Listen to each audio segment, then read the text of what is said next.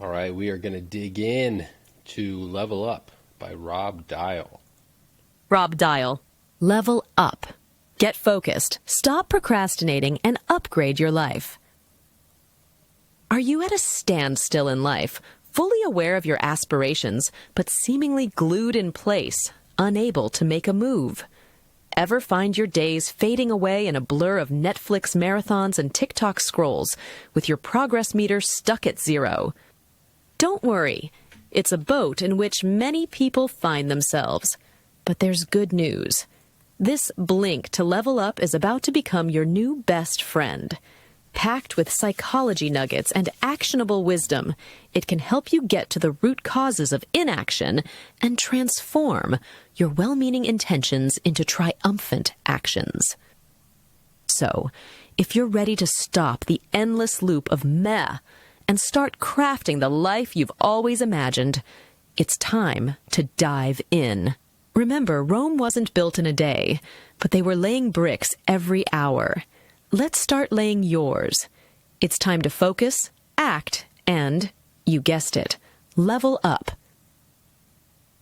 No more meh. The reasons behind your inaction. Yeah, this idea of the Ikigai, it's phenomenal. I actually was walking through the rehearsals of an event, and a presenter was going through their slides, and it was the first time I saw the visual representation, or I didn't even know about the Ikigai philosophy. It was the first time I saw just that visualization, and it blew my mind. I was like, because they had, the top was what you love, bottom is what you get paid for, one side what you're good at, other side what the world needs, and then in the middle they had purpose. That is your purpose. And the translation of the Japanese is what is worth living for. And man, so many of us get caught up in just spending the majority of our weeks, months, years in life just doing what we get paid for. And we don't even think about, what do we actually love? And how do we make what we love the thing that pays us? And is it the thing that comes naturally to us, something we're good at, we're passionate about, and we're polished, we're professional? And then I think this is kind of what drives a lot of people away from their passions, away from the things that they're naturally good at. Is this something that the world needs? And when you think about it that broadly, oh, the world isn't willing to pay a bunch of money, so I should just go do the thing that pays the most money. No. Do what you are here to do, and find the portion of the world that needs what you were created to do. The whole world doesn't have to give a resounding applause and celebration every time you do your thing, but your tribe will, your community will. Find the people that need what you have to give. That's what it's all about. Just pointing out the fears and how brutal our fears are in limiting our success and our potential. So part of the coaching program that I'm a part of, Sight Shift Community, we go through the Figure That Shift Out program, and right off the top, we do an identity fear quotient. You do a quiz, and the data is actually better at analyzing the fears that are hiding your identity and hiding your purpose and your potential, because you're afraid of fill in the blank. And it's not always what we assume. What we think we're afraid of is sometimes just the surface. There's actually a core fear that it's navigating our entire life, because we're trying to avoid the pain and the trauma of something that is in our past or the potential for our future. Strategies to take effective action. Man, yeah. knowing where you want to go is so important. Setting the GPS before you travel is everything. And I know when, when I'm getting the kids in the car, trying to get the song that one of them wants to hear versus the other one, okay, whose choice is first? And also getting my GPS set so I know the best route according to traffic. It's like just getting onto the road is multiple chores, and then getting to the highway, that's like my goal. If I can just get to the highway, I can cruise control, and then I can focus a little bit less intently on all of the things. And that's what your success is like, is doing all that hard work at the beginning sets you up for cruise control. You can allow your focus to go to just enjoying the journey rather than the stress and anxiety and all the tasks being backloaded. So this is something that I think we can all relate to. The Pomodoro technique, there is further that you can go longer periods. So it's smart to do the 25 minutes on, 5 minutes off. Now the point of this is you're not, the 5 minutes is literally rest for your brain. It's let me stop doing anything. You literally go for a walk, just stare off into space, close your eyes, meditate. Like whatever you have to do, don't jump back into more tasks for your brain. You're not on your phone, you're not scrolling, you're not reading, you're not watching TV or news or anything. The whole point is use your brain at a high level for 25 minutes and then let it rest, let it relax. And then after that 5 minutes, you're ready to jump back into another high focus task. Now you can go longer. You can go to like a 45-minute on, 15-minute rest and relax. And then you can, that 5 minutes, that 15 minutes becomes a reward. It becomes a celebration of all of the work that you accomplished in moving forward towards your goal. Something I wrote down was any movement in the right direction is progress worth celebrating. So his whole point is it doesn't matter how fast you're going. If you don't have the direction set, you're not going anywhere. You could be going super fast, burning a lot of fuel in circles, doing donuts, and you're just adding wear and tear to your life. You have to be moving forward in the direction that you should be going, that you need to be going. Techniques to create sustained action.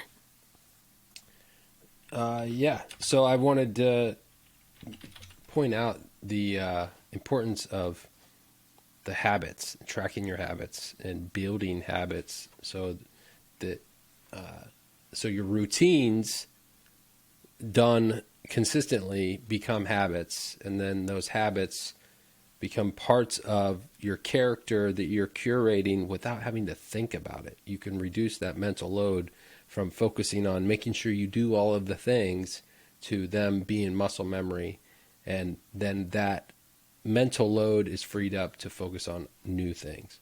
So talking about the habit stacking, I'm tracking my habit stacking here.